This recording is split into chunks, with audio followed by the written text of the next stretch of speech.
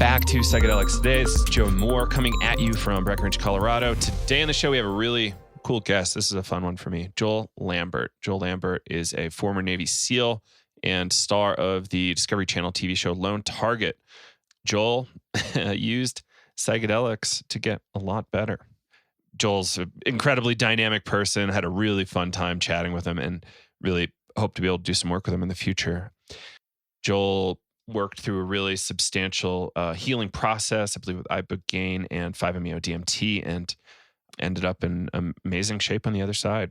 You know, yoga, meditation all the time, all that fun stuff. So just a really, really fun guy. Really appreciate Joel's passion for this topic and really just can't wait to see what Joel's able to pull off.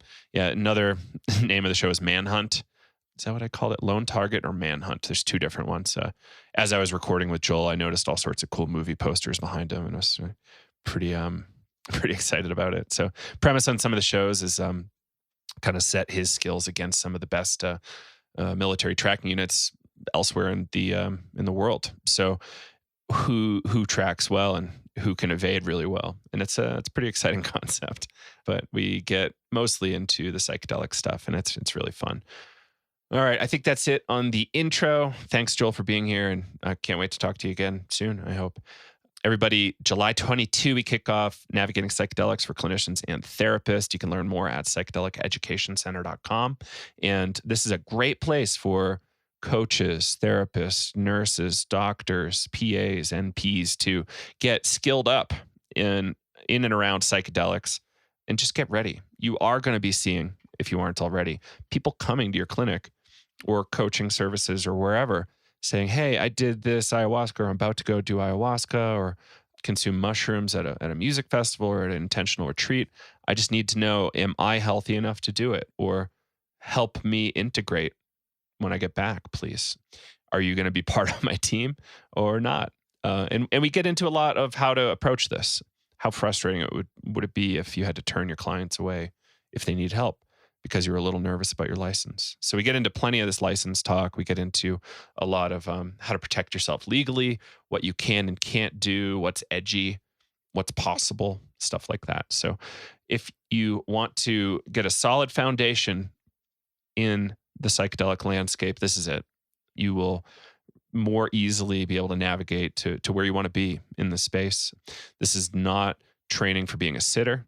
This is a foundational series, about 45 hours of material, 12 hours of CE for nurses, therapists, and psychologists, and other professions. I'm sure you can transfer these as well. But learn more at psychedeliceducationcenter.com or psychedelicstoday.com. And we'd love to have you and answer any questions you have. All right. I think that's it for now. Thank you all for tuning in to this episode of Joel Lambert, and we'll see you on the other side. Hello, everybody. Welcome back to Psychedelics Today. Today on the show, we have Joel Lambert, a former Navy SEAL. How you doing today, Joel? Hey, I'm good. How you doing, Joe? Wonderful. Really excited to have you. Your story is really cool. And really excited to be here. Yeah, man. So we got linked up through a mutual friend, Nate, who I hope to have on the show eventually too. His story is really interesting also and really compelling. I guess let's give a little background on you. Besides being a super famous TV star. No, what's the name of your show? Manhunt? Yeah, well, so I did several shows for Discovery Channel. One was called Manhunt, which was the international name. It was called Lone Target in the U.S. It was called a bunch of different things in different regions. It was called Capture the Special Master in China, which is my favorite. Oh, wow. And then I did another show called Predators Up Close. It was on Animal Planet here in the U.S. and was on Discovery in other countries and regions. Yeah. Awesome. Yeah, it was a good time. Cool. And it was largely like escape evade kind of stuff, like get to a certain checkpoint or something.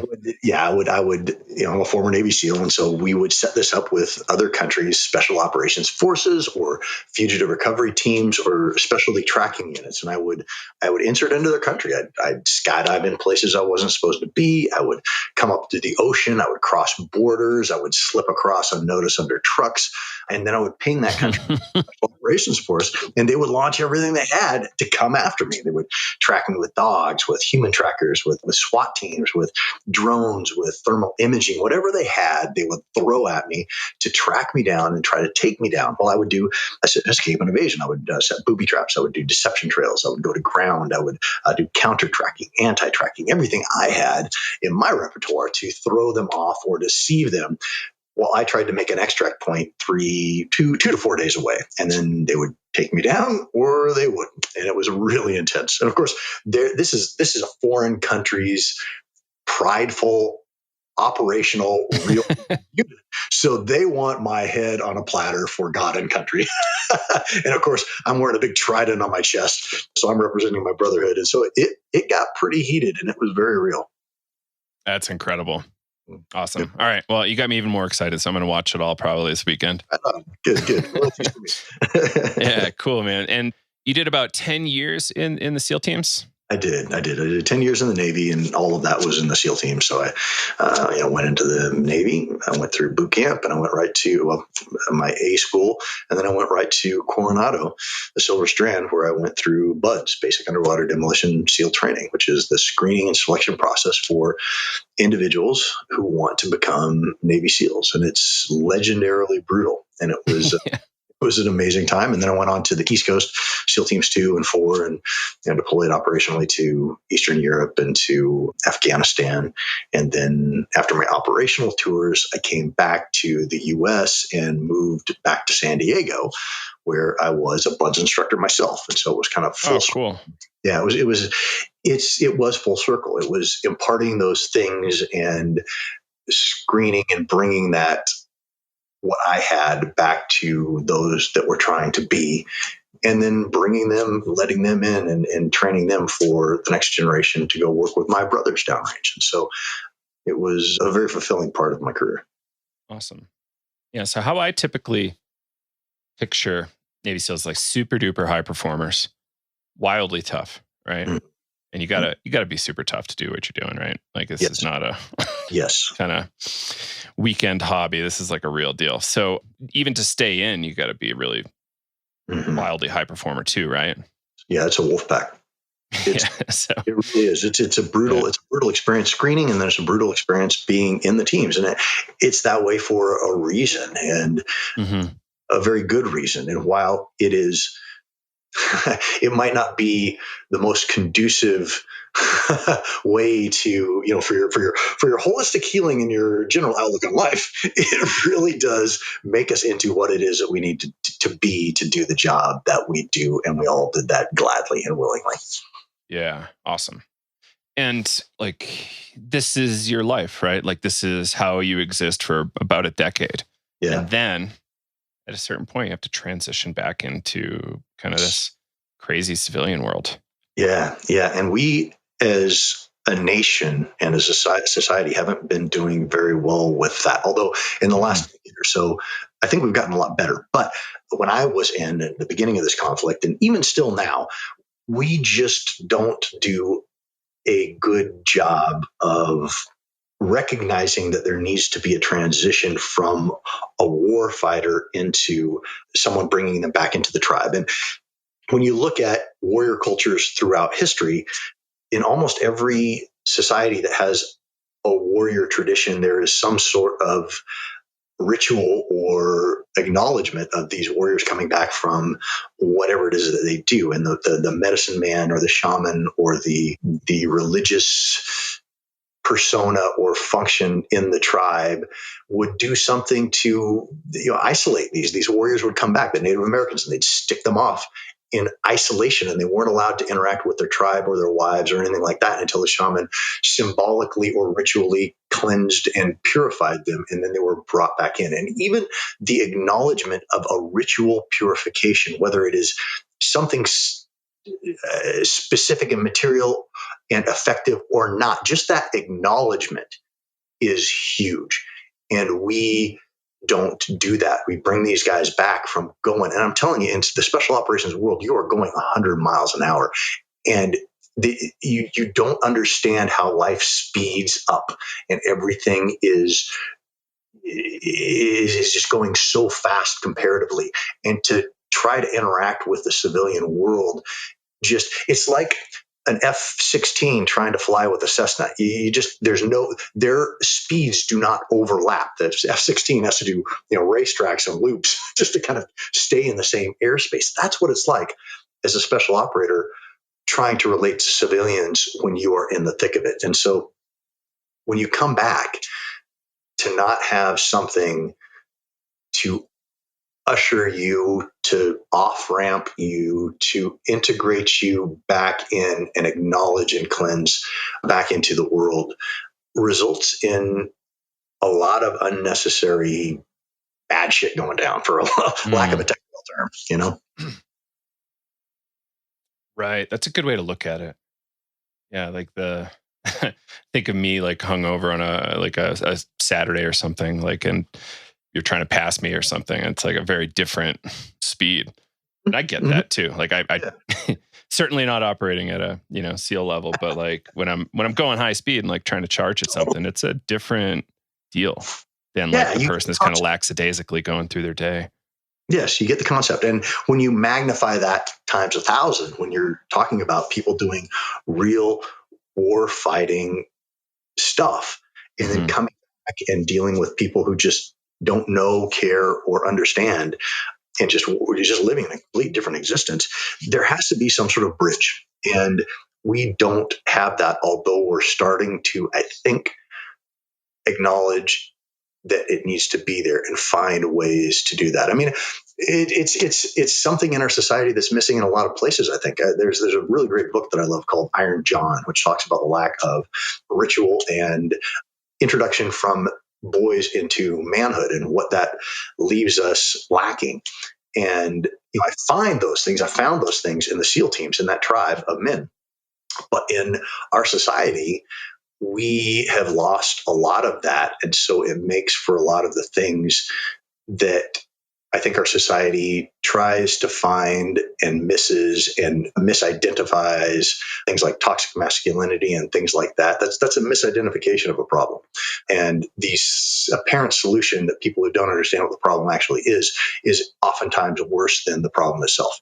And so if we could find that connection to the essence and the wellspring of humanity and masculinity, the power, the gentleness, the true depth of what it really is, whether it's in the warrior society or just in our regular everyday existence, I think we'd be much better for it. Years ago, I think it was probably 2003. I think Robert Bly is the guy's name. He came to my university and I got a signed copy of the book, which is really cool. That's what I'm talking about. Yeah. Yeah, no, like totally. This lack of ritual, this lack of contextualization around masculinity, and we as a culture don't know really what to do with it. And historically, we kind of did, but yes. I think we're iterating, like culture is iterating towards something better, and we're going to have hiccups along the way. Yes, we are. Yeah. But people like Joseph Campbell, when we can if you're familiar with Robert Bly, you probably know Joseph Campbell. If we can connect for sure. myth, we connect back to the myth, we connect back to the ritual, we connect back to the power of that collective unconscious in whatever way that it is, we can bring that forward. And there's a reason that it's there, and there's a reason why we flounder when we are not connected to it. Mm-hmm. Absolutely. Yeah. So some of my friends, like one friend, when he got out, he did a long time. He did like 13 years, kind of on and off, but some pretty long, kind of highly active deployments. And, his jam was he took like a full year, just kind of snowboarded and like kind of went camping for a full year. Amazing. Another friend went canoeing down the Mississippi River for like 2 months from the Minnesota all the way to the Gulf, I think. Incredible. Yeah, exactly. I mean, the going up the river, the ritualization, not Upton Sinclair, what was that book that Apocalypse Now is based on? Oh yeah, Joseph Conrad's. Oh shit! Heart of Darkness. Come on, I talk about this all the time. Heart of Darkness. Yeah, thank God. All right, yeah, exactly. It's kind of like the reverse Heart of Darkness almost. Well, kind of. Exactly. I guess if you're going from Minnesota to Mississippi, it could be Heart of Darkness. It's Huck Finn, really. Who knows?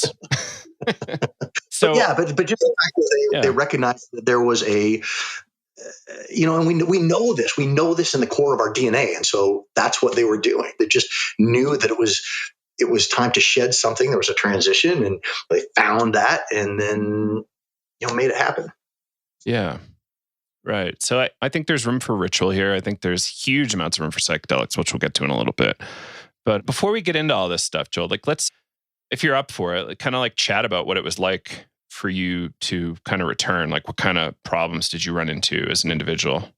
Sure. Yeah. No, I'm down to talk about everything. I won't talk about operational stuff. I won't talk about the stuff that went down as far as the SEAL teams go or the Brotherhood. But as far as my personal experience, yeah, we'll talk about everything. Great. Yeah. So I assume you got to kind of chill out a little bit back in some of the East Coast camps or in Coronado or something before you had to go home. But I actually don't know if that's really true. Not really. I mean, that's part of the problem is that when everything really kicked off with Afghanistan, with the Twin Towers, we didn't have specific equipment for that area of the world. We weren't trained for it. The military is always trained for and training on the SOPs and the environment that the last conflict was. So that basically meant that the U.S. military's tactics, techniques, procedures, and equipment were all based on either the Cold War or Vietnam. Oh, good Lord. Yeah. So that's what you were practicing with. That's what you were training for. You were training for assaulting buildings that were Russian. You were training for, you were using tactics that they developed for jungle fighting in Vietnam. And so when a new conflict comes about, something of this significance, everything changes, and the whole military has to ramp up and change its tactics, techniques, and procedures to reflect the reality of the type of conflict that it is in all respects. And so when everything kicked off, we didn't have all the material, the vehicles, the weaponry, the lubrication systems, all of that for this high desert Afghanistan environment. And so when we first were there, when I went over there early on in the conflict, we were just making do with what we could find and what we could cobble together from what was in the system. And so we're over there and we're just playing catch up, trying to catch this guy, bin Laden, and try to take care of the issues with the Taliban and Al Qaeda in the area. And the pace of operation was just enormous. I mean, I think for the first 3.5 months or so we were deployed to Afghanistan, we didn't have a single day off. We were either rehearsing, planning, or actually out in the field operating. And so it made for a very intense workload and a stress that builds up. And guys deal with it in different ways. And then when we came back, you do have some time off, but there's nothing that guys really did or knew that they needed to do, in my opinion, to kind of transition into civilian life or transition into being with their families for a little bit before we went back over. And a lot of guys, not me particularly, but a lot of guys just did back to back to back to back to back to back deployment. And that just builds and builds and builds and builds and builds. And so when guys come back after these experiences and building this up over years, it results in a lot of problems with their families, relating with their wives or their kids, themselves, the physical effects of the issues you'll have with your body and the explosions and the multiple small traumatic brain injuries or big traumatic brain injuries. Right. Guys get blown up in a big one. There's just the small traumatic brain injuries from being around 50 caliber weapons on up, all these micro tears it causes in your soft tissues, in your brain, in your heart, in your eyeballs. I mean, a lot of these things, for instance, one of the weapons that we use pretty regularly in training, a person can only be around within a vicinity of its launch, I think 3 times per day and a certain amount of days per week because it causes these micro tears. But then in combat, that is thrown out. and you're just doing what you do in combat. And so you just accumulate all of these, I guess, micro traumas, physically, mentally, spiritually, and those all have to be dealt with somehow. Mm-hmm. Absolutely. I didn't even think about going beyond the brain there, like the idea that you could have some damage in your eyeballs or optic nerves or like other kind of non-brain systems. Yeah. Like I kind of was pretty clear on the CTE type thing or like multiple kind of TBIs. Right. Didn't even think about caliber. Like I was kind of Nate kind of filled me in on the mortars, like how kind of exactly aggressive that is. That's pretty wild. Just doing that for every day for years. Totally. Just those percussive explosions that aren't at a threshold that's overtly bad, but they're at a threshold that's causing damage. Mm-hmm. Just these, traumatic brain injury is a fairly new thing that we're looking at in this conflict in Iraq and Afghanistan. But what they haven't really started looking at until recently are all these I don't know, micro TBIs, all the small TBIs that add up. All these, like Nate said, mortars, 50 cal machine guns, and the bigger things that aren't, getting blown up by IED, but they're still causing damage that is cumulative to your brain and eyeballs and whatever else out there. Right. And to translate that to civilians, like apparently even water skiing can be bad enough to like cause people really like kind of severe TBI over time, which is like kind of weird to even imagine. But you think water smooth. It's like, well, no, there's a lot of concussion there, like especially if you do a lot of it. Yeah. And that's one of the things that I thought, one of the reasons, and we'll get into it, I'm sure, but the psychedelics, just the fact that, the healing that it can do. Because these TBIs, I've had several significant impact TBIs, 2 or 3, and then all of the micro ones, not just from deployments, but just from training as a SEAL in a platoon. Going out and blowing up all these things, going out and shooting these Carl Gustavs, 10 a day, or mortars, or cows, or whatever it happens to be, or doing explosives, or breaching walls, or getting a little too close to my breaching charge because I'm a team guy and I can push the envelope. Whatever it is, there's this cumulative effect. And over the course of, when I grew up, I was in the gifted program in school, and I was known for being intelligent. And then after all of these experiences, man, my brain just, and I couldn't point to one specific instance, but I just found myself in a place in life where things were just slow and fuzzy. And it wasn't that I couldn't think, everything just was so slow. And I have this one friend who's just super smart, super quick, and he's always just darting around you and pricking you, poking you with verbal jabs and stuff. Yeah. I can just never keep up with him. It was just, things were just so slow. And then some of this therapy has brought back what these TBIs have taken away. Yeah.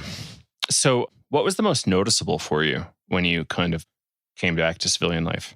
What do you mean? In what respect? Like cognitive decline. Like, did you not just able to figure stuff out, or like math or negotiating social stuff or drinking or anything like that? Yeah, I think it was a combination of several things that all were symptomatic of these TBI events that I experienced. And a lot of it was mood. Mood was a big thing. You're angry and you're hyper vigilant, and you have, I don't want to say it's cognitive decline, because it didn't feel like decline. It felt like fuzz. It felt like cobwebs. It felt me like everything.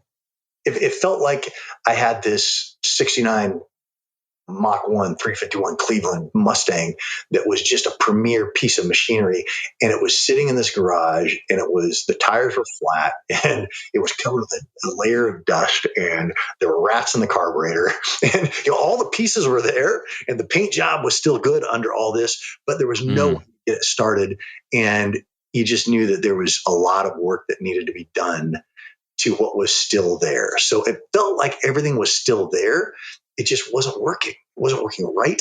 Mood was affecting it. I would have to sit and think about things to work out math problems or things like that, things that were logically, things that my brain would jump through without me thinking about before. All of a sudden, I'd have to work through step by step. It was more frustrating because I knew where I came from, rather than just the fact that I would have to work through these things. Right. Reading That makes sense. I would read a couple pages and I would forget what I had read. Memory, I had a lot of memory issues, short-term memory issues. Now, long-term memory was fine. That was untouched. I could remember things from fourth grade, but my short-term memory was really jacked up. Right. And Okay. I get really frustrated with it. And I know that the frustration wasn't just because of the things I was experiencing, but the mood, the effects in my mood were also symptomatic of these TBI and these things that jacked up my brain. Yeah.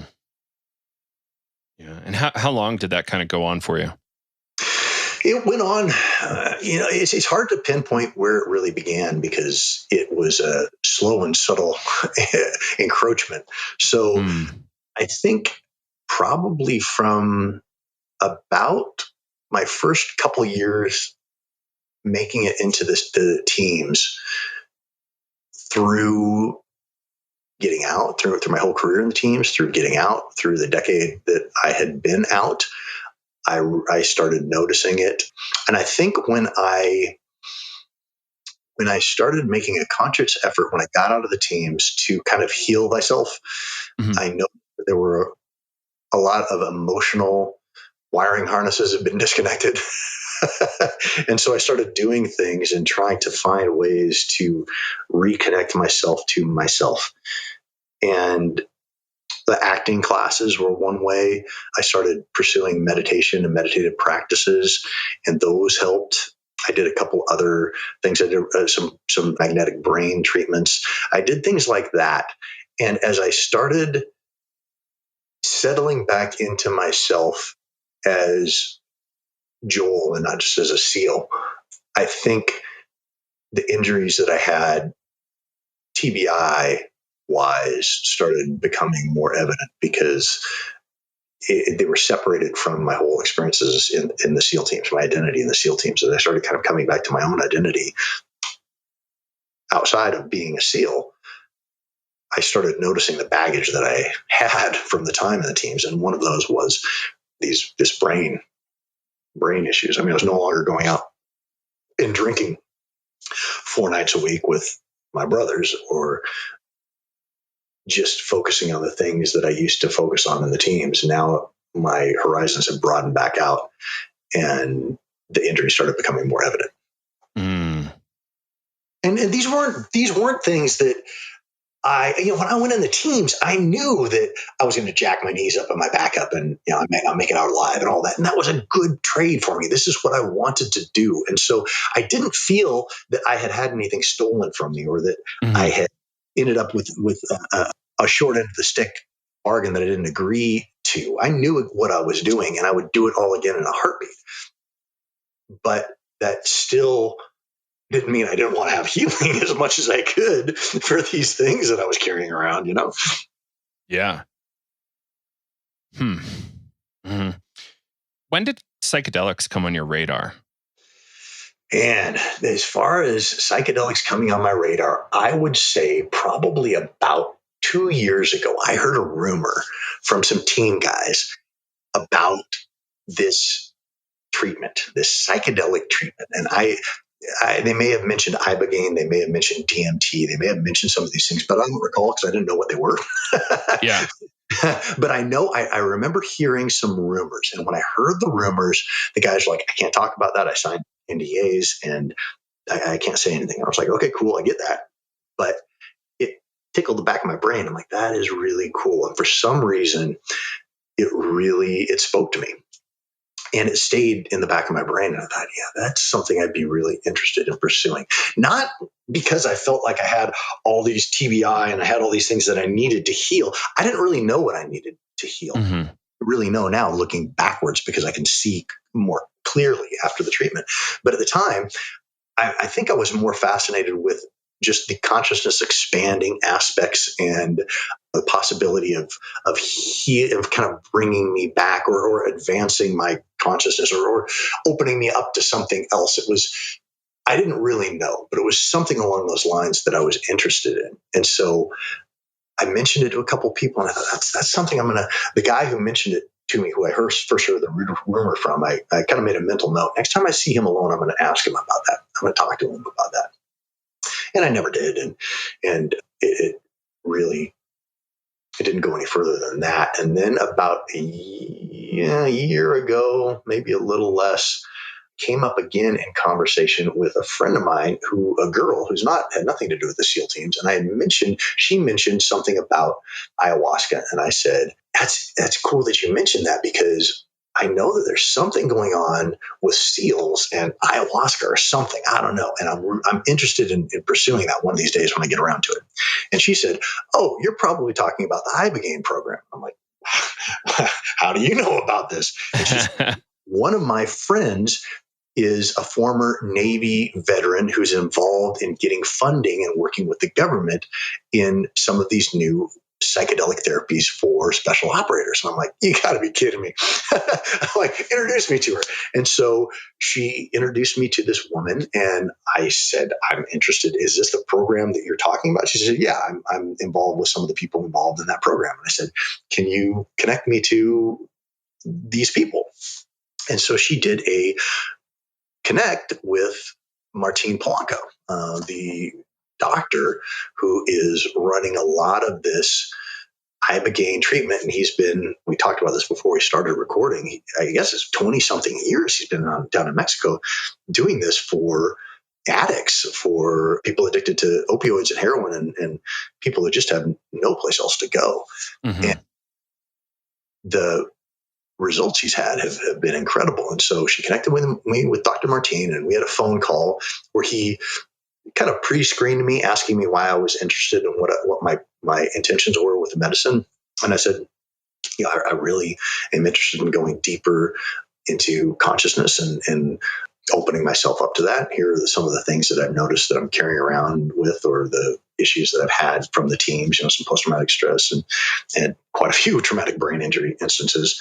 And so he approved me for the treatment and connected me with Amber and Marcus Capone.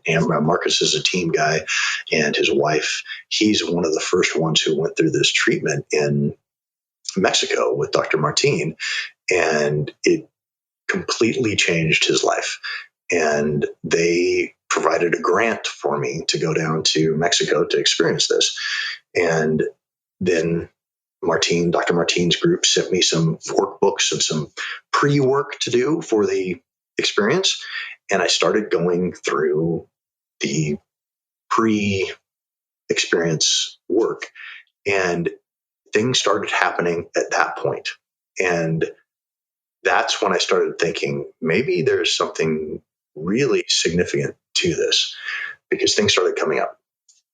And so I went through all this workbook, all these questions to ask myself and things to do. And keep in mind, as I'm going through all this, I've been a meditator for about 10 years, and that had been a huge lifesaver for me. And I've been erratic in my meditations. And over the course of learning to meditate, right when I got out of the SEAL teams, my practice had become more and more distinct and more significant and more a part of my life. And so I really believe that my meditative practice kind of plowed the field for the psychedelics. And so I went through the pre-work, and in the week or so before I went down to Mexico, I could feel something shifting and changing in me already. And that was really eye-opening for me. And so then I went down to Mexico and had an experience. Yeah, and you had an Ibogaine session and a 5-MeO session on the same day? Yeah, well, the same weekend. So I didn't know anything about these psychedelics. I mean, I dropped acid like once or twice in high school and ate mushrooms one time. And, I had no understanding or no real experience with psychedelics in a therapeutic or an intentional setting at all. So I don't know what Ibogaine is. I don't know what 5-MeO Right. DMT is. I don't know what DMT is. I don't know. I mean, I've heard about ayahuasca. Ayahuasca is a vine you eat in the jungle. This is my level of LSD is something you drop when you're in school suspension in high school for. I wish I knew that. That would have been a better call. It makes for a better day. Yeah. So this is my level of knowledge that I'm operating with. Mm-hmm. And so we go down to Mexico and I meet, it's going to be 5 of us. And it's 3 other SEALs and 1 Ranger, Nate. And we kind of connect on Signal before we go down. Mm-hmm. And the facilitators give us some information and we all meet in San Diego. And some guys have flown in and some guys are local. I was living in Los Angeles at the time, so I just drove down.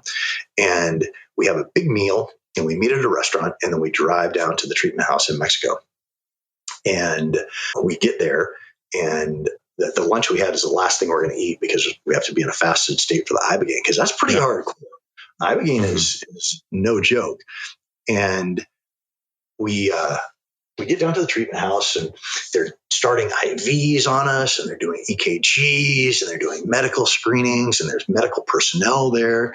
And I was really impressed with the level of professionalism that they were doing. And so then that evening comes and we all gather around the fire and Dr. Martine had our Ibogaine doses in little capsules and in little wooden bowls for us.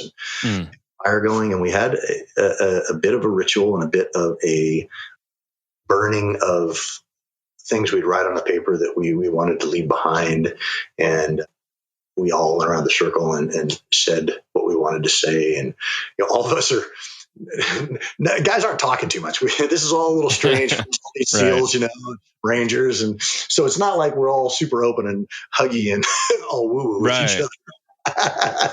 You're all standing around, stone faced, mean mugging. Yeah. This isn't going to touch me. And so I'll take our Ibogaine, and then we're all staying in the upper room with these doors that open up to the ocean and these 5 mattresses on the floor. And there's all these candles and everything lit. And the heart rate monitors and medical personnel. And so after we take our Ibogaine and then one by one, the facilitators lead us upstairs and they sage us and they smudge us and they do these, cleansing things. And I've always been very skeptical of all of that, but yeah. Especially living in LA. I mean, there's so much saging and smudging going on at every every corner in Los Angeles that you kind of get tired of the bullshit. Yeah. But there's this gravitas to it, and there's this thickness and reality to what is going on. And so they sage me and they smudge me, and I go lay down, and they attach the heart rate monitor to my chest and my fingers and everything, and I lay down. And everyone else is laying down. And I pull the eye shade down over my eyes and I'm just laying there. I'm like, I have no idea what's going to happen. The rumors I've heard about Iboga and Ibogaine are pretty hardcore. So, I have no idea what's going to happen. And so I'm laying there, just hypertensive to everything. And in about a half hour, 45 minutes, it's dark out. The sun's gone down, just lights and a little bit of sun coming up from the horizon. And then it comes. And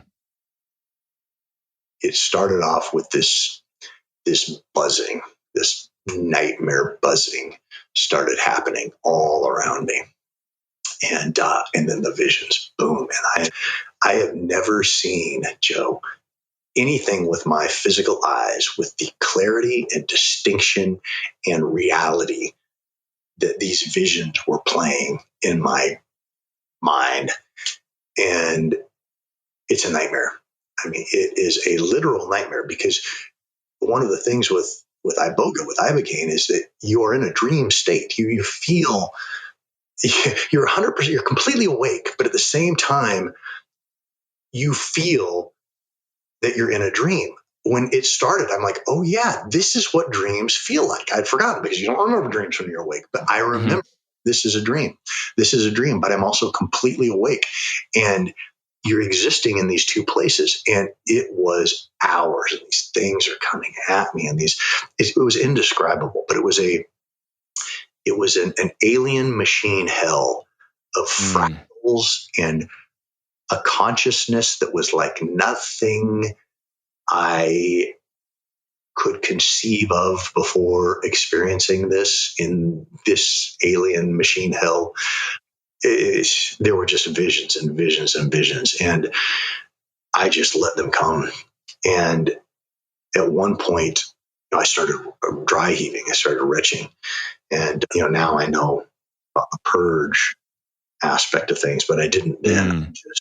I'm just dry heaving like I've never dry heaved before, and I feel people, holding me up with a bucket in front of my mouth, but nothing was coming out. But it was this violence of purging that went on 6 or 8 or 10 times. I don't know. And then I lay back down, and I would open my eyes under this eye shade, and I would be in these fields of stars, these beautiful fields of stars. And then I'd close my eyes, and the buzzing would start, and this hell, I would experience this hell, and the buzzing had a shape above my head, and I didn't know what that was either. How can a sound have a shape? And there's people there, and it was torment. And at one point, hours into this, I just remember I was trying to figure out, what does this mean? What does that mean? What is this vision? What is this telling me? What am I supposed to learn here? And then I just remember giving up and just being transported into these visions and just not caring anymore. And this went on for 6 or 7 hours, 8 hours, I don't know. But this visionary phase of the Ibogaine is intense. And I gotta pee like a racehorse, and I can't get up. I mean, I can still move my body, but I'm spastic. I'm like a marionette. It's all the movements are really crude and very gross. Arm go up, leg go out. There was nothing finer than that. Yeah. and then at some point, 7 or 8 hours later, the vision stopped. And I remember laying there and feeling these visions stop. And I'm still in a trance. I'm still in a weird trance-like state, but the visions have stopped, and I'm wrung out like a washcloth. I mean, I feel like I've had a complete hard reset. And I lay there. I'm not sleeping at all. It's been overnight. This is sometime in the early morning hours of the next day. And I lay there, and I just lay there, and I lay there, and the sun comes up, and I'm still laying there. And at some point, when the sun is up, I look over at the other 4 guys, and nobody's moved. I just see like every body is in this twisted rictus, all complete. They could be dead. Yeah. And these are like badass dudes. These are all SEALs and one, combat ranger with a ton of deployments as well. One dude from, some very high level guys, 200 plus pound dudes with tattoos all over, and, lots of combat experience. And they're just destroyed, flattened in this room. And some point in the afternoon, I get up and I make it to the bathroom and I piss. And then I can barely walk. And then later in the afternoon, I'm so hungry. I make it downstairs I don't know how I made it downstairs. And I grab a banana and I eat a banana. And I'm laying on the floor in the kitchen on the rubber mats, eating this banana because I can't I don't know what's going on. I've never felt like this before. And one of the facilitators, this lovely woman, she takes me over to the couch and she lays me down. And she gives me a ice cube filled washcloth for my eyeballs. And she says, let me go get my tuning forks. And she comes back and she starts doing this energy work on me. And I'm like, this is such bullshit. Waving tuning forks over me. But it helped. I mean, it really helped. I really felt like something was different. I was changing him. And at some point I go back up to bed and and this is one thing, this is weird. I haven't told anybody this yet, but during some of the visions, I remember seeing my phone screen like 3 inches in front of my face. And it's like social media and scrolling and texts. And it's just, and I remember all the interactions I was having. I was remembering talking to people. I was remembering the social media things I was seeing, the posts, and it disgusted me. That was right in front of my face. And it was so invasive. And so then, as I'm waiting down on the couch for the facilitator to come back and do her energy work on me, I'm laying there, I'm scrolling through my phone again, got it in my hand, and I'm doing the thumb scroll. I'm just, you know how it is when you're just waiting for something to happen and you're just kind of scrolling through something. I'm just scrolling and I'm just scrolling. I'm like, when's she going to get here? And then after 3 or 4 minutes of scrolling, I realized with a shock as I'm looking at my phone, I don't have my phone. My phone is locked away with the rest of the guys' phones for the course of this whole weekend. And it was like a horror movie chill went down my body. And I thought, I don't even have my phone in my hand. I just felt it in my hand. It was just in my hand. And at that point, I realized that tie that needed to be cut. And I've since deleted all social media off my phone and all that. And it's been an amazing, freeing thing. But anyway, so she comes back, does energy work on me. I feel a lot better. And I go back up to bed for a couple hours, come back down to dinner that night. One guy, this SEAL who's a very, very high level SEAL, I remember him with this grimace of pain, making noise, not eating, just holding his head in his hands, looking down at this bowl of stew. I think I got like 2 spoonfuls in my body, and then I made it back up to bed with, I think, a little bit of help. And then I think at some point that night I fell asleep. So this is the following night from when we started. So we started the Ibogaine treatment. The visions went all through that first night. Sometime during the morning, they ended, and I was through a trance state all through the next day until I went back to bed. And at some point during that night, it broke and it was done and it was over. And I woke up in the morning and it was done. It was over. And I didn't notice much of a difference, but I was just so grateful to have this experience over with. And it didn't make any sense to me. None. No sense. And they said, it may not make sense. It made no sense. It just was this brutal kick in the nuts for like 30 hours for no particular reason. I'm like, okay, all right. That was maybe down the road I'll get a little bit from it. That'd be great because that really sucked. But wow, that's a good story to tell. And so I get up the next day and it's Sunday morning now. And I go downstairs to get some food, but they tell me I can't eat still because we're going to do some 5-MeO DMT, the toad venom. And I'm thinking, you know what? I'm probably pretty good. Not really feeling like another session of psychedelics. Can I just, maybe pack my shit up, head home? But the guys come down and we gather around the fireplace again, and they talk about this next session that we're going to experience. And I say, one of the other guys actually ended up saying, I think I'm good. And they said, look, the 5-MeO DMT is not at all like the Ibogaine. Totally different, very short experience. It's complementary. You really do want to go through it. You don't have to, but you do want to go through this. And so we all kind of say, all right, nobody's going to back down, of course. So they brief us through how it's going to happen. And it's going to be one at a time. And there's 2 SEALs there helping out that have gone through this program before. And one of them says, look, I'm not going to tell you anything because I don't want you to have any expectations, but this is like a deep dive in the ocean. It's like you go down 150 feet and it's quiet and the water pressure is intense and the colors are amazing. And you're down there and it's dark, but it's blue. And it's just ethereal. And he said, and then you look over and there's a pit, there's a hole, there's a trench, there's a drop off, and it's black. And he said, if you have it in you, go down there because that's where the jewels are. And I'm like, I remember thinking, okay, all right, I'm not gonna back. I'm gonna do whatever. I'm gonna go all the way. And so I was like, the Ibogaine didn't do jack. It was just like a giant nightmare, but I'll do this too, and I'm going 100%.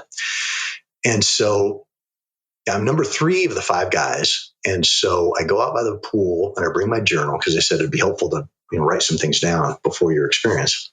And so I go out and I open my journal and I grab my pen and I'm sitting out there by myself and I start to try to write and my hand isn't working and my brain isn't working. And like nothing is, I have to like hold my hand with my other hand to try to steady it. I'm like, And as I write and I don't write anything coherent, I stop for a minute and I sit back in frustration and I have this realization that I feel different. I feel present and I feel clean and I feel like everything I've been carrying around, all the things, all the scar tissue, from anything, from everything, all the cobwebs, all the grime, all the tarnish, all the stuff on my soul, on my consciousness, on my person that I've accumulated from my entire life has been completely cleansed. Only just noticed it because it's gone. And I didn't notice it was there. It was just a slow accumulation of tarnish, of grime, of just life. And it's gone. And I sit there and this awe and this freedom and this peace, like I have never experienced, just washes over me. And I'm sitting there just basking in this feeling that was so subtle, I didn't notice it until I stopped talking. But it permeates everything. And as I'm sitting there savoring this feeling, I hear our first guy who's doing the 5-MeO scream like he's getting his head cut off. Oh, no. From the house. And I'm like, oh, great. And that's what's next. But I just, I felt so pure that I'm like, if this is the entirety of what I take away from this weekend, this is the greatest treatment I've experienced for anything. And so another guy goes up and my term eventually comes for the 5-MeO. I don't even know what 5-MeO DMT is at this point. And I think DMT has something to do with psychedelics, but I don't know any of this other stuff, all these chemical names and compositions. And if somebody tells me it's the toad venom. And so I go upstairs and they bring me up to this room, and then the doctor and the facilitators are all dressed in white. The room has a single mattress in it. It's covered in white. There's some candles and there's some chimes, and it's beautiful and it's sacred. And everyone's speaking in whispers, and I kind of settle down, and they sage me and cleanse me again. And I settle down on the mattress, and Dr. Martin shows me this vaporizer with a medical caduceus on it. And he says, explains to me what's about to happen. And he's got these 4 vials of toad venom. It's just minuscule amounts, like just a couple grains of salt, it looks like, in each of these vials. And he says, the first one is going to be a handshake dose. It's just to familiarize yourself with how it tastes and how we administer the medicine. And so you're going to breathe that in and then hold it for 10 and exhale. And then we'll move on to the first real dose. And so we do that and everything's fine. It works just fine. And so we move to the first real dose. And I pulled the eye shade down over my eyes and I'm sitting up, and the instructions are, you'll breathe in and slowly inhale as they vaporize this toad venom. And then I'll hold it for a count of 10, and then I'll fall backwards and exhale. And so we do this, and the doctor holds the flame, and I breathe it in, and he says, hold. And it counts down from 10, 10, 9, 8. And as it gets down to 1, he says, exhale. And I exhale and fall back, and my consciousness explodes, and I see these fractals and this kaleidoscope of colors more vivid than anything I've ever seen before. And it's just bliss. And I hear this and it's just the most beautiful, loving, powerful experience, and it is powerful. I mean, I am halfway connected to the world and halfway someplace else. And I remember what they said about how if you have it in you, go deeper. And I figure, well, I'm still thinking, I'm still conscious. There must be room to go deeper. And so I do the signal that they showed us to show that I wanted more. And I kind of pull myself to a sitting position, and they help me back up. And I feel the vaporizer against my lips again. And I hear inhale, and I inhale. And then Dr. Martin says, it counts down from 5 this time. 5, 4, 3, 2, 1. Exhale. And I exhale. And this time I die. I am gone. My body is gone. There is nothing. And there is this moment of terror, of fear, of, oh shit, I'm fucking dead. And there's this rising panic of, I'm fucking dead at this time. And then just this relief, like, no, it's okay. Even if you're dead, it's okay. Everything is okay. And I am in this place, and there's no time and there's no space. All there is pure consciousness. And this consciousness is infinite potential and infinite possibility. And how could I have ever forgotten I am a part of this consciousness? How could I? It was a remembering. I remembered is what it was. Like, I remember now. I remember what I've forgotten in this body. I remember where I came from. And I just was this ripple of this consciousness. I just returned to where I came from. And I don't know how, time was gone. There's no time. There's no space. There was just existence. It was just conscious existence in this void of nothing but pure power and consciousness. And I felt this scream coming. And I'm not connected to my body at all. There's no body anywhere. And a scream happens, and I hear it. And it's like I'm hearing a scream. And because of the absence of time in this place, this scream was like from all of time. It was from when I was a little kid, and it was probably from the future. And I mean, I don't know how else to describe. There's no words to describe this. It was just existence. It was just existence in this powerful consciousness returned. And at some point, I remember I had the thought, I wonder if I can breathe. And the breath came, and I was back in my body, and someone pulled this eye shade off of me, and the light was tangible. It was real. The light that I saw that was coming through the windows was everything. It was living. It was everything. And I looked around, and I started sobbing with the realization of what we have lost, what we've forgotten. And then I laugh with the understanding of what we really are. And it was just sobbing and laughing. And I would look around at these people, and I remember thinking, are we dead? Are you angels? Is this? And I knew this was these people, and I knew where I was. I knew it was me again, but it was, is this heaven right here? Are we dead? Is this what it was? All overlapped. It was all one thing. And I remember looking around going, I get the joke now.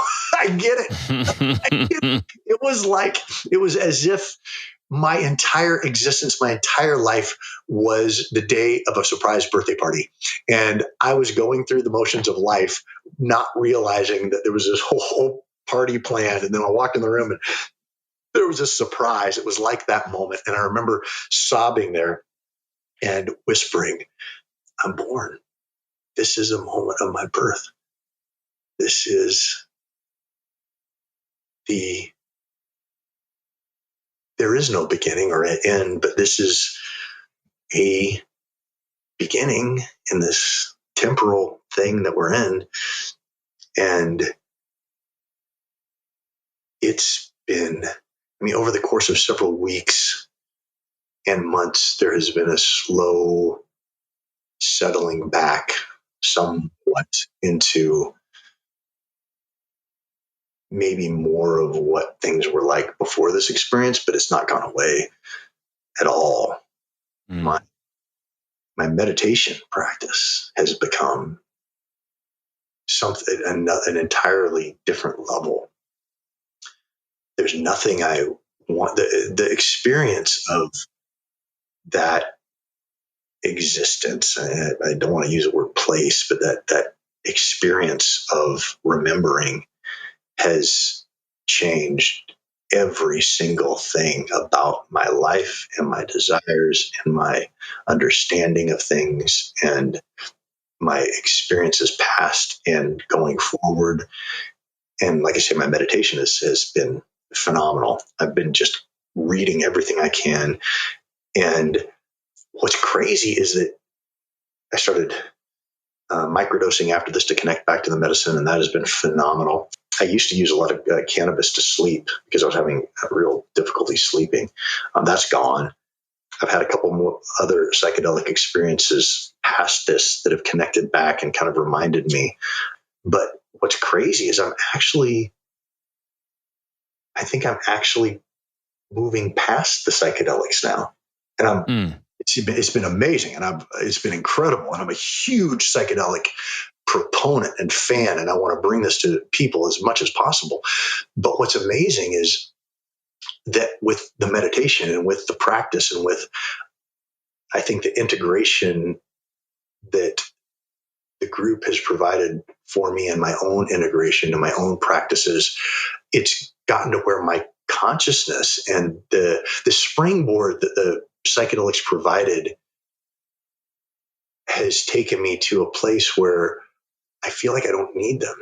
And I feel like microdosing and things like that has actually become a little bit counterproductive to just where I'm starting to experience life because of this springboard, this bungee jump into enlightenment.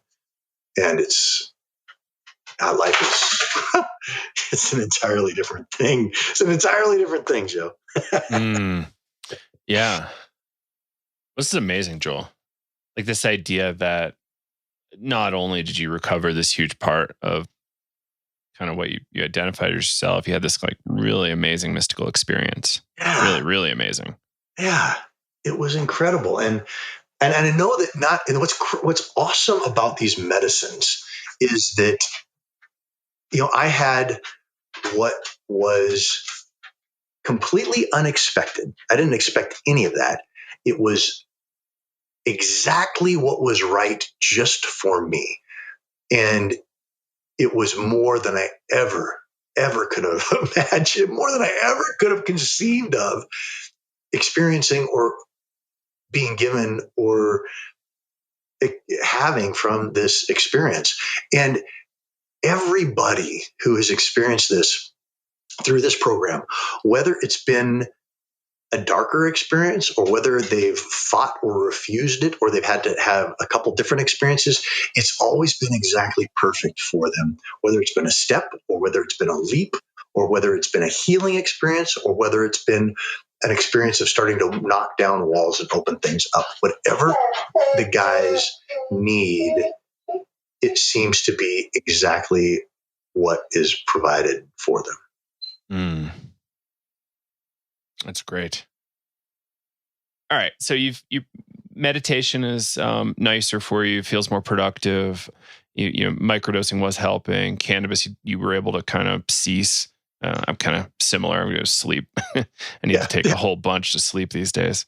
No, yeah, that was pretty much the experience. I was using cannabis to sleep, CBD, and then cannabis as well to relax and deal with some of my injuries, and then also to sleep, because I'd have, ever since I got on the team. Well, even from the time I started Bud's training as a student, sleeping just goes out the window. You just don't sleep. I mean, you got Hell Week, which is 5.5, 6 days of no sleep.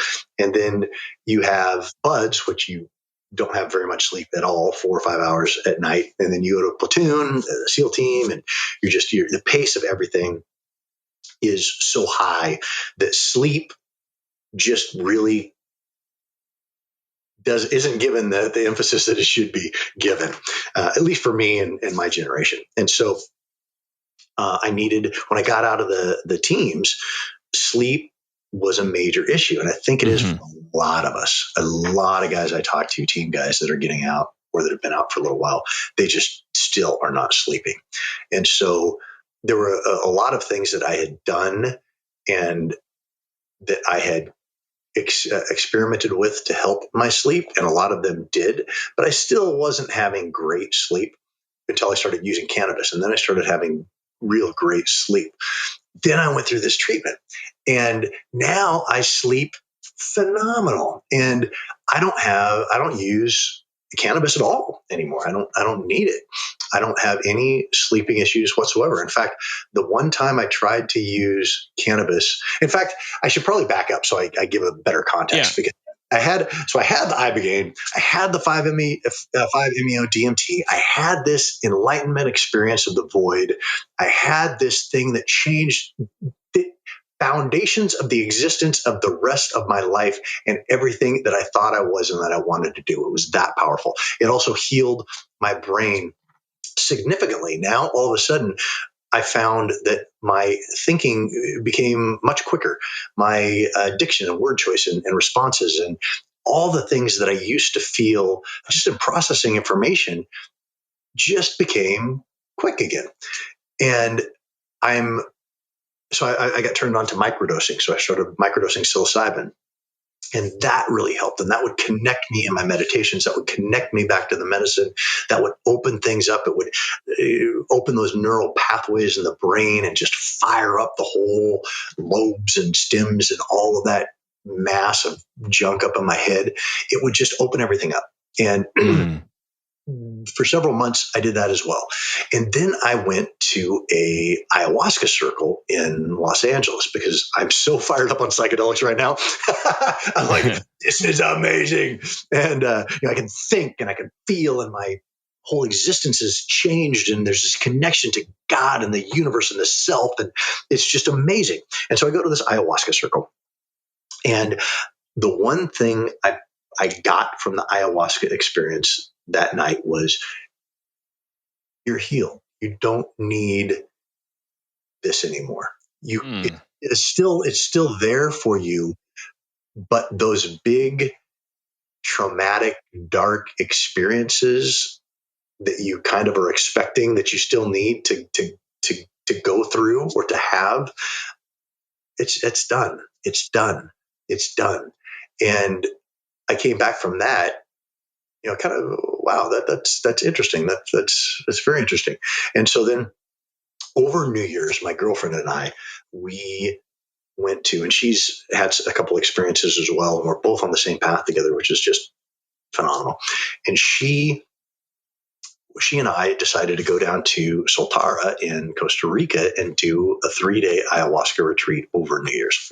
So we go down there and we do this ayahuasca experience, and she has the most profound, amazing experience. And as we get down to Costa Rica, though, for the several days before we get to Soltara, I was meditating 2 20-minute sessions a day, one in the morning, one in the evening. And so, like our first day down in Costa Rica, I set my 20-minute timer and I do my meditation, and it ends. And for some reason, I just hit the timer again, and I meditate again for another 20 minutes. And then I hit the timer again, and I did it again. And so I did these 3 sessions. I did an hour of meditation. And then in the evening, the same thing happened. I did another hour of meditation, and I never would have, doing 10 minutes of meditation pre-medicine was a lot. That was a chore. Yeah. That was difficult.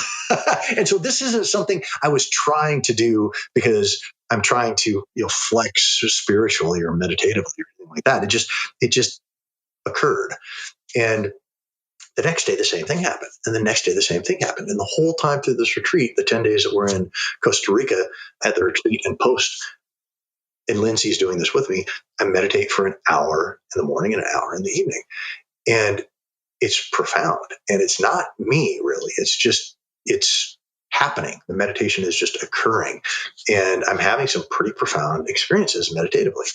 So then we get back from Costa Rica, and she had a really profound experience with the medicine. And I'll say I had a more profound experience with the meditation. That was what I really brought away from the ayahuasca. I mean, the ayahuasca experiences were amazing.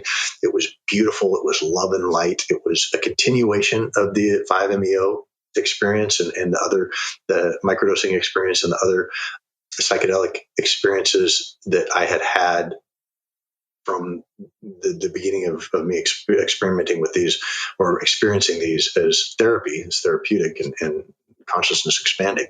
But I get back and I just know that after the ayahuasca, they said take a couple of weeks off from microdosing, from cannabis, from any kind of other plant medicine, red meat, all these.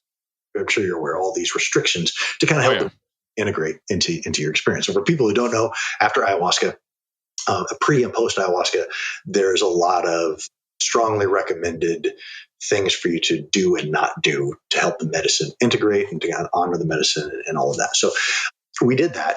And then after that 2 or 3 week period, whatever it is for these things, I didn't smoke cannabis. I didn't use CBD to sleep, and I'm sleeping incredibly well. I'm sleeping better than I had for the 25 years. It's been 25 years since I've slept this well. And my meditations are still going on at, an hour in the morning and an hour in the evening. Mm. At one point I tried to microdose, and the microdosing, Joe, actually took me back, like backwards. It actually was instead of enhancing things, it dulled things. And then I smoked weed one time to help me to sleep, see, what's the situation with this? And I slept poorly on it.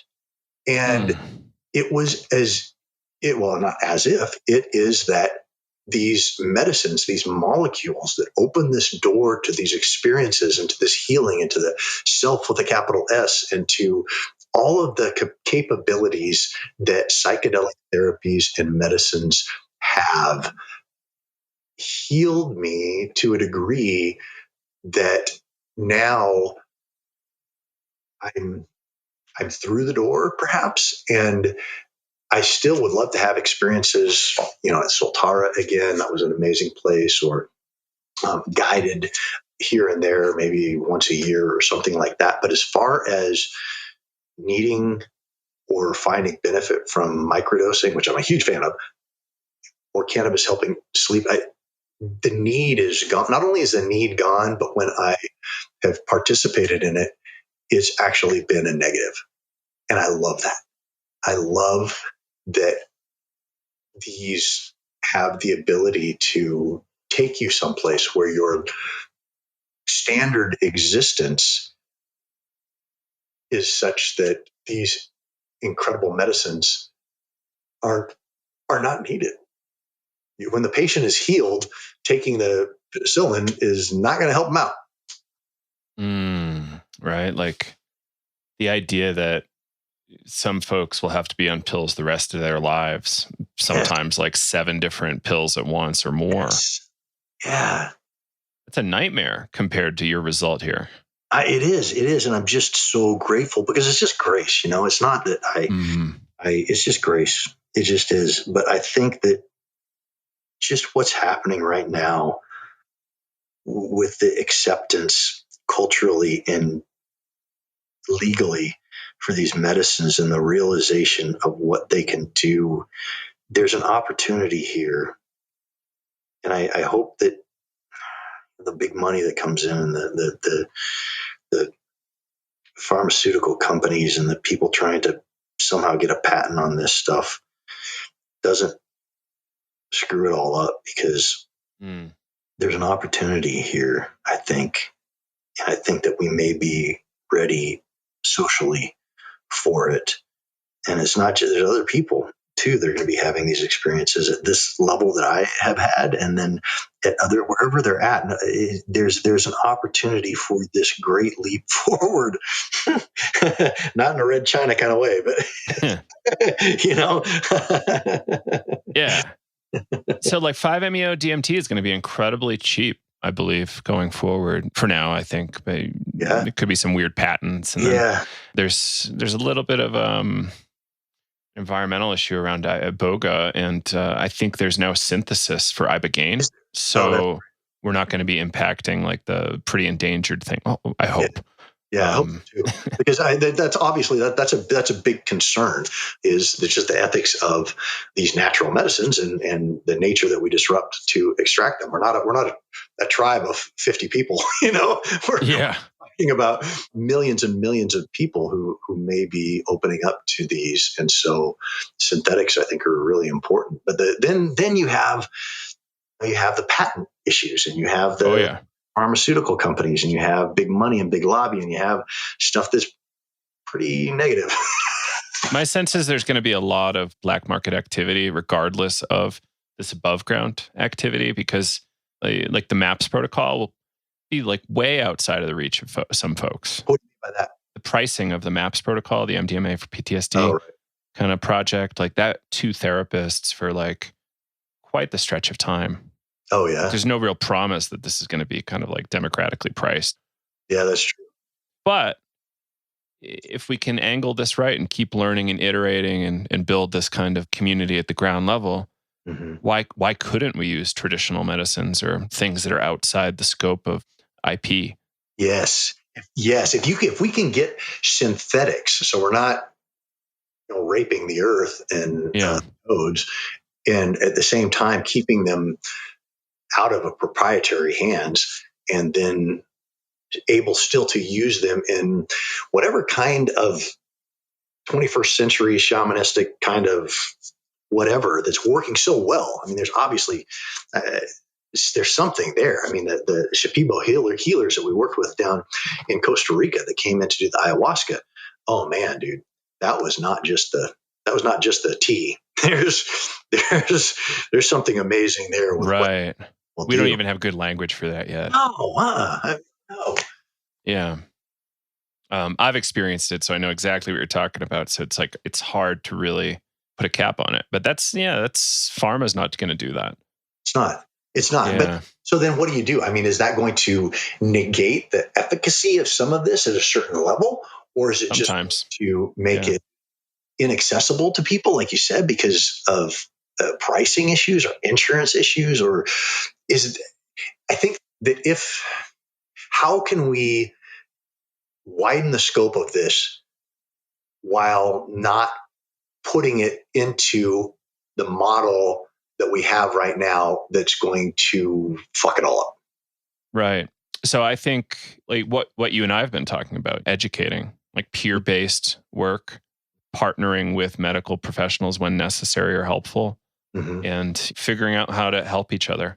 And at a certain point, a group like Vets, like with Amber and Marcus, it's going to be really important, I think, and really helpful to lead this charge around access.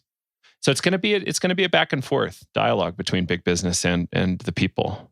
And I think we can come up with something really good, right? Because some folks are going to be able to afford it. Some insurance companies are going to be able to pay for it. But I've got hopes. And what's happening right now, I mean, Dr. Martine is now working with, and I think Amber and Marcus are as well, with ketamine therapy in the States. And that's crazy cheap. Is it? Ketamine should be about $1, like probably less. Oh, that's awesome. Because one of the buddies that I went through the Ibogaine experience with, he had an amazing experience, but it wasn't, it didn't do for him what it did for me. And so he plugged into the ketamine program, and I texted him, probably a month or two ago, and I was just checking in. Hey, how you doing, bro?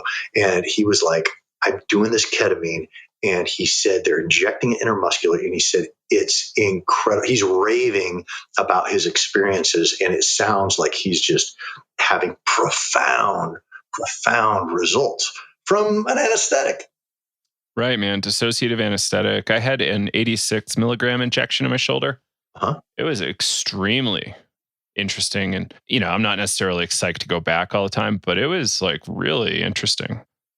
Yeah. And I'm just the degree to which it can reverse suicidality and depression is unbelievable. And that is a miracle.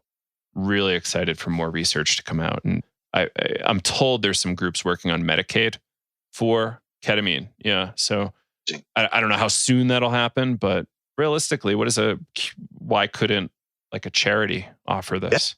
And like a doctor comes in a day a week and I think that's exactly how it needs to happen. It needs to happen in these small clinics. It needs to happen with Marcus and Lambert. It needs to happen with Dr. Martina. It needs to happen with other people that can do what, like you say, the minimum, a nurse practitioner or a doctor once a week or whatever it happens to be. And then it's supported by people like me or you, or people who have experienced the healing in this and now want to bring it to other people. And we can support in ways that we can. And I mean, as far as the veterans go, there's so many vets at all levels that will find profound relief from suicidal ideation or depression or whatever. And then all the people that are experiencing those same things from this lockdown and from the pandemic and all, it's just got such a universal effect. Like reading Paulin's book about what they were doing in the 40s, 50s, and 60s with LSD. People from quitting smoking. Or people who are just cancer patients coming to the end of their life and having to come to terms with that. Whatever it is, there's a profound opportunity, right, for us to go deeper into our humanity and consciousness and really see truth. And I love that. Yeah, man. It's incredible. So LSD is another one that it's going to be amazing. It's so cheap. Yeah. So cheap. Like street price of $5, 5 to 15, I guess. And just imagine what happens at scale. Like it could be $1 or less. It's not similar to ketamine. It's not like you're drinking 8 ounces. Right, exactly. And pure Iboga, like you're consuming grams, I think, at times. And it's a lot. Yeah. So it's just we got to keep our chins up and look for opportunities and stay creative as a community. People are going to be out there looking to price gouge and do what pharma does. Yeah. But we're also smart and clever. We're also using psychedelics. We can kind of see around corners sometimes, right? So like, how do we keep that up? And I think we can do it. I think so. I mean, I think that what is happening right now is it's time. And it's bigger than all of us, and it's happening because it's time. And it's happening. And so I think that just flowing right with this, there's an opportunity. And I think it's not going to be shut down or wasted this time. Exactly. Yeah. There's too much data out there, too many people in important positions with a lot of important experience, and they can't sweep it under the rug this time. Totally. And the other thing I was thinking about is all the people that shut this down in the 60s, that was a World War II generation in power. And now the generation that's in power are all those guys from the 60s who, they all dropped acid. Right. Thank God. Yeah. Yeah, exactly. And, we don't have the same Cold War in place that they did. That was so terrifying. And we shouldn't minimize, like in the psychedelic world, we kind of minimize how scary that was often. It was really friggin' scary for America, for the world in a lot of ways. And thank God we're out of that to a degree. But not having that looming enemy really helps. Sure. Yeah. And I think we're going to have a lot of really interesting progress. I'm really, really excited we got you on, Joel. And I think we're going to have to do another one in the future. Thanks, man. No, this was a lot of fun. I'm 100% on board with talking more about this. I mean, this is my life now. This is the greatest thing I've experienced, and it's built into just a day-to-day life that I am so grateful for. And I'm so excited about everything that is happening and that I'm experiencing. And that it's just a beautiful, beautiful thing. Yeah. Wholeheartedly agree. Yeah, man. Any kind of like closing thoughts or people you want to shout out or websites or anything like that? Oh boy, I'm the spot. Yeah. I'm going to think of them all as soon as we hang up. We'll add them to the show notes if you can't get them now. All right. Well, I definitely want to thank Marcus and Amber Capone at vetsolutions.org. They are doing a tremendous job getting guys through this treatment, and they are tapping all their resources, and there's a waiting list, and there's a bunch of my brothers who this would profoundly help. And I want to thank them for the work that they're doing. Thank them for what they have given to me, the donor who paid for me. Thank you. I don't know who you are, but I have no words to thank you. And Dr. Martine and the Mission Within and all of the other people that are bringing this to veterans and battered women and everyone who's out there working to bring all of us up. Thank you. Yeah. Yeah. Well, Joel, thanks a ton for this. It's been awesome. And my pleasure. Yeah, can't wait to see if we can coordinate this class and see what we can do. Yes, Amber's very fired up about it. I think we can get a full class, and then we'll have the wives and brothers and guys trained up that are able to go back out and facilitate. That's going to be a huge thing. Awesome. All right, Joel. Yeah, let's wrap recording and we'll debrief for a minute. All right. All right. Sounds good.